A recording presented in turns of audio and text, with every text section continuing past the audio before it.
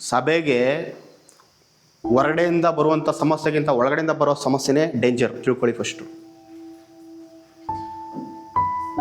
ಅರ್ಥ ಆಯ್ತಾ ಹೇಳಿದ್ದು? ಸಭೆಗೆ ಹೊರಗಡೆಯಿಂದ ಬರ್ತದೆ ಸಮಸ್ಯೆ. ಎಲ್ಲಿಂದ ಬರ್ತದೆ? ಸಂಘಟನೆಗಳು ಮತ್ತೊಂದು ಮಗದೊಂದಿದ ಬರುವಂಥದ್ದು ಹೊರಗಡೆಯಿಂದ ಸಮಸ್ಯೆ. ಅದೇನು ಗೊತ್ತಾ? ಪ್ರಾರ್ಥನೆ ಮಾಡಿದ್ರೆ ಹೋಗುತ್ತೆ, ಕರೆಕ್ಟಾ? ಆದರೆ ಸಭೆ ಒಳಗಡೆ ಒಂದು ಸಮಸ್ಯೆ ಬರ್ತದೆ. ಸಮಸ್ಯೆ ಯಾರಿಂದ ಬರ್ತದೆ ಹೇಳಿ? ಯಾರಿಂದ ಬರ್ತದೆ? ಸಭಿಕರಿಂದ, ವಿಶ್ವಾಸಿಗಳಿಂದ, ಶಿಷ್ಯರಿಂದ ಬರಲ್ಲ. ತಿಳ್ಕೊಳ್ಳಿ ಫಸ್ಟು, ಸಮಸ್ಯೆ ಶಿಷ್ಯರಿಂದ ಬರಲ್ಲ. ನಾನು ಸಭೆಯಲ್ಲಿ ಸಮಸ್ಯೆ ತಂದಾಕ್ತಿದ್ದೀನಿ ಅಂತ ಹೇಳಿದ್ರೆ, ಒಂದು ಕಡೆ ಹೋಗಿ ನಾನು ಸಮಸ್ಯೆ ತಂದಾಕ್ತಿದ್ದೀನಿ ಅಂತ ಹೇಳಿದ್ರೆ ನಾನು ಇನ್ನೂ ವಿಶ್ವಾಸಿಯಾಗೇ ಇದ್ದೀನಿ ಅಂತ ಅರ್ಥ.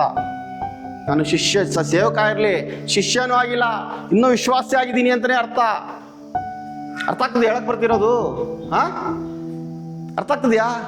ಈ ಒಳಗಿರೋ ಬರೋ ಸಮಸ್ಯೆ ನಾವುಗಳು ಸರಿಪಡಿಸ್ಕೊಂಡಾಗ ಮಾತ್ರ ಸರಿಯಾಗೋದು. 1 ಕೊರಿಂಥಿ 6:6 ತೆಗೆದು ಓದ್ ನೋಡಿ, ಏನ್ ಹೇಳ್ತಾರೆ? ತೆಗೆದು ಓದಿ 6:6.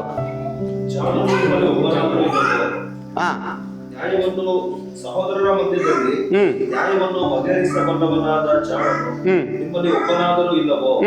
ಸಹೋದರನು ಸಹೋದರನ ಮೇಲೆ ವ್ಯಾಜ್ಯವಾಡುವುದು ಅಲ್ಲದೆ ಅದನ್ನು ಕ್ರಿಸ್ತ ಭಕ್ತರಲ್ಲದವರ ಮುಂದೆ ತೆಗೆದುಕೊಂಡು ಹೋಗುವುದು ಸರಿಯೋ? ನಿಮ್ಮಲ್ಲಿ ವ್ಯಾಜ್ಯವಾಡುವುದೇ ನೀವು ಸೋತವರೆಂಬುದಕ್ಕೆ ಗುರುತು. ಏನಂತೆ? ನಿಮ್ಮಲ್ಲೇ ವ್ಯಾಜ್ಯವಾದರೆ ಏನಂತೆ?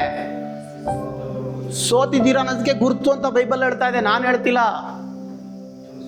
ನಮ್ಮಲ್ಲೇ ಕಾದಾಟ, ನಮ್ಮಲ್ಲೇ ಕಿತ್ತಾಟ, ಇದು ಬಂದಾಗ ನಾವು ಸೋತಿದ್ದೀವಿ ಅಂತ ಅರ್ಥ. ತಿಳ್ಕೊಳ್ಳಿ ಫಸ್ಟು.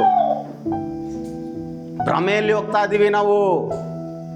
ಕ್ರಿಸ್ತಿಯ ಜೀವಿತದಲ್ಲಿ ಭ್ರಮೆಯಲ್ಲಿ ಹೋಗ್ತಾ ಇದ್ದೀವಿ.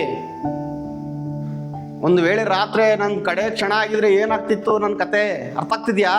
ಅದಕ್ಕೆ ದೇವ್ರು ನನಗೆ ಇನ್ನೂ ಒಂದು ದಿವಸವನ್ನ ಸೇರಿಸ್ಕೊಟ್ಟಿರುವಂಥದ್ದು.